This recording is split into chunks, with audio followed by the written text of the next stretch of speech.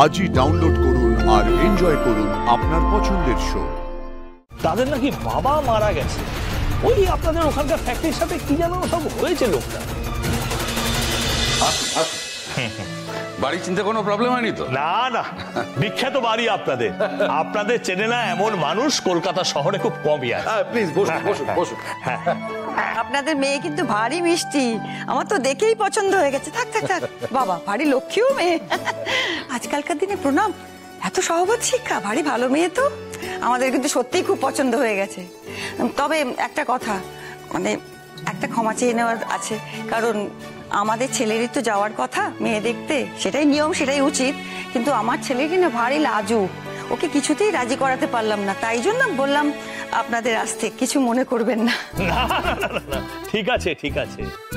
ঋষি হচ্ছে একজন eligible bachelor, তার কত নাম রাজ্য জুড়ে। তাছাড়া একজন অমন সাকসেসফুল ইয়াং বিজনেসম্যান, তার জন্য তো পাত্রীর পিতারা উৎসাহী হবেনি। আমি এমন আর কি করেছি বলুন? এই শোভা, ঋষিকে ডাকো, ওনাদের সঙ্গে কথাবার্তা বলেনি। এই মিতু, বলো বলো বলো। এই ঋষি কোথায় গো? খেয়ার ঘরে ডেকে আনছি। আরে দাঁড়াও দাঁড়াও, তোমাকে যেতে হবে না, তুমি ওনাদের জন্য চা জল খাবারের ব্যবস্থা করো, আমি ডেকে আনছি। তাড়াতাড়ি।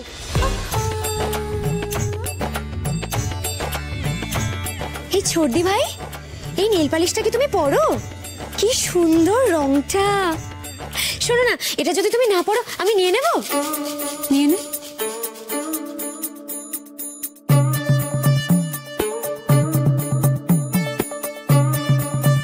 মাস্কারাটাও কি ভালো, লাগাবো ছোটদি ভাই?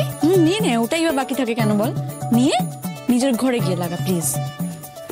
কি মজা, থ্যাংক ইউ ছোটদি ভাই, তুমি আমাকে এত ভালোবাসো।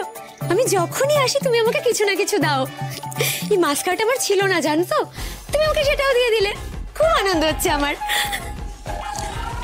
বুঝেছি দীপ্তি, যা নেওয়ার নিয়ে নিয়েছিস তো, আর যদি কিছু নেওয়ার থেকে নিয়ে নে, দেখ নিয়ে নে, আর প্লিজ এবার রুমে যা।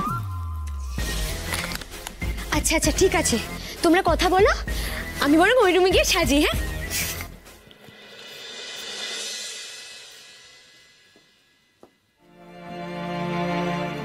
দাদা ভাই,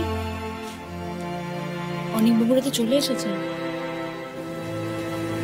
দাদা ভাই, বলছিলাম যাদের আসার কথা ছিল তারা তো এসে গেছে, বা তো তোকে রেডি হতে হবে।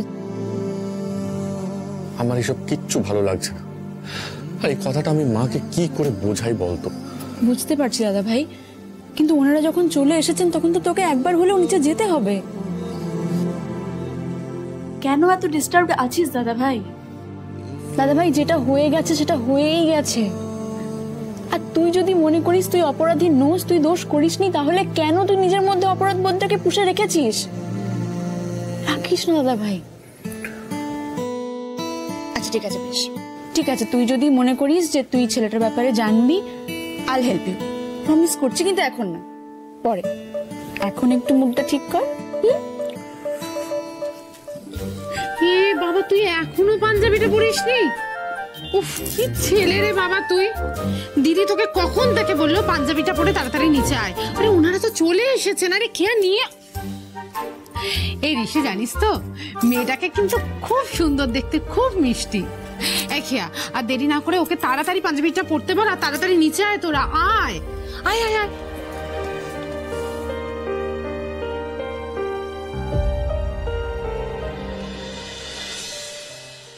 নমস্কার। নমস্কার, আমি নিহারিকা। এটি হলো আমার ছোট যা, যেমন সুন্দরী তেমনি গুণী, কিন্তু যেমন সংসার সামলায় তেমনি ব্যবসা, দুটোই সাকসেসফুলি। আরে কি হলো শোভা, বাবাকে ডাকো। আপনার বাবাকে কিন্তু অন্যভাবে চিনি শৈবাল বাবু। তাই? আপনার মায়ের বিভিন্ন রকম রান্নার রেসিপি নিয়ে বানান তো, আমার খুব ভালো লাগে, আমার মেয়েও দেখেছে। তাই নাকি? কি বলেছিলাম শুনলি তো? শুনলি? আমাদের বাবা। বুঝলেন হরিবাবু, গেঁয়ো যোগী ভিক পায় না, এরা সবাই আমাকে ব্যঙ্গ করে। কখন বললাম? করিস করিস, আরে আমি ব্লগ করি বলে আমাকে দুচ্ছাই করিস। দেখছিস তো আমার ব্লগ কত জনপ্রিয়, আর আমি the bKash, the great blogger. Ting tong. বাবা এসব কথা পরে হবে। দেখো তোমার হবু নাতবু এসেছে, ওর সঙ্গে একটু কথা বলো, আলাপ করো।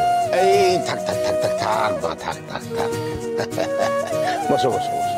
আরে দেখার কি আছে, আমার ব্লগ দেখে 50% তো ওখানেই পেয়ে গেছে। ঋষি বাকি 50% দিলে আমার বিয়েটা ফাইনাল করে দেয়। বুঝলেন রনিক বাবু, আপনি দেখেন, কদর বুঝেন, আপনাকে বলছি ফাটাফাটি সব কন্টেন্ট পেয়েছে জানেন, জমে ক্ষীর হয়ে যাবে একেবারে, লাখ ভিউয়ার হবে। No doubt. এগুলো আমার ছেলেদের বলুন, আরে আমার চ্যানেল তো মনিটাইজেশন হয়ে গেছে, কেউ কিচ্ছু খবর রাখে না, বাবাকে অবহেলা করে। বাবা দেখুন না, ঋষি কিন্তু এখনো আসেনি। আপনার পছন্দের এত মিষ্টি মেয়েটা দেখুন অপেক্ষা করে বসে আছে তো।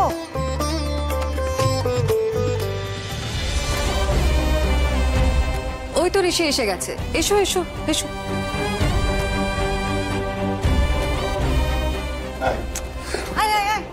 আয় বস। আয় না, আয় বস। হ্যাঁ, এই হলো আমাদের লাজুক ছেলে ঋষি, আর উনি হলেন অনিকধর। প্রণাম কর। আচ্ছা আর ওই যে দেখছিস, ওটি হলো ওনাদের মেয়ে পত্রালি। কি মিষ্টি মেয়ে না, এই কি মিষ্টি মেয়ে না, দেখ কি মিষ্টি মেয়ে, দেখ না। কলকাতার যেখানে যেখানে আপনাদের হোর্ডিং এ ঋষিকে দেখেছি না, আমি আমার আত্মীয়দের বলেছি এই ছেলেটার সাথে আমাদের মেয়ের বিয়ের সম্বন্ধ হচ্ছে। আমি তো রাজি আছি, একবার আপনারা বললেই আমি বিয়ের তোড়জোড় করতে আরম্ভ করব। এই বাবা, আপনারা তো আমার মনের কথা বলে দিয়েছেন, আমার তো খুব পছন্দ হয়ে গেছে দেখেই। এই শোন না, বলছি এই বুড়োদের মাঝখানে বসে থেকে কি করছিস, জানো ওকে নিয়ে একটু কথা বলে নে না। কথা বলতে চলো। ঋষি বাবুকে দেখে মনে হচ্ছে টেনশনে আছেন।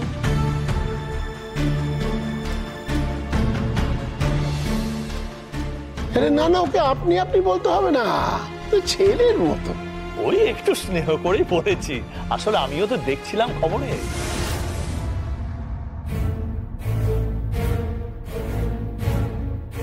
দেখেছেন মানে কি দেখেছেন? ওই যে আপনাদের আসানসোলে অফিসে কি একটা গন্ডগোল হয়েছে না?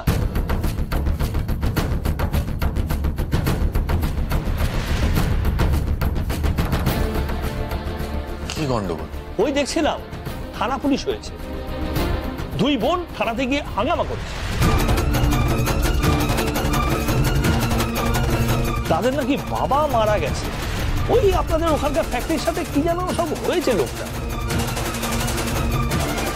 ওখানে এত কিছু হয়েছে?